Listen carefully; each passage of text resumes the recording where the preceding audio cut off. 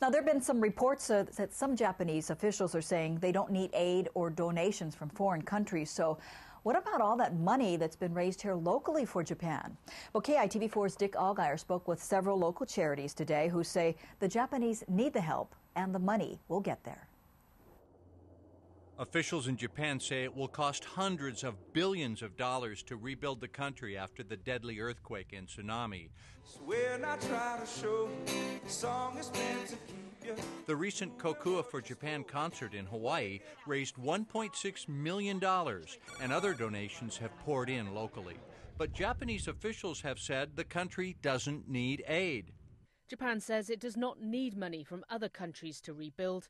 The CEO of the Hawaii chapter of the American Red Cross says while the Japanese government doesn't need money, Japanese charities will be using donations for humanitarian relief.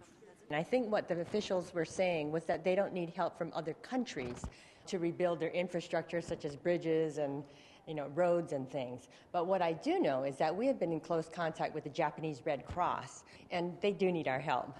Salvation Army officials in Hawaii say they are not soliciting donations for Japan, but are getting them. The money will be held until people in Japan determine the best way to use it. Right now, the Salvation Army in Japan is making assessments of what they think the long-term need will be for the Salvation Army. So as donations come in, we're putting them in a trust for Japan. That money will be held and used exclusively for Japan in the short term and in the long term. They can't take all of it at once, and so we're working very closely with them to assure that they're being able to spend it properly. So officials at local charities say the money is needed and will eventually get to people in Japan. Dick Allgeier, KITV4 News.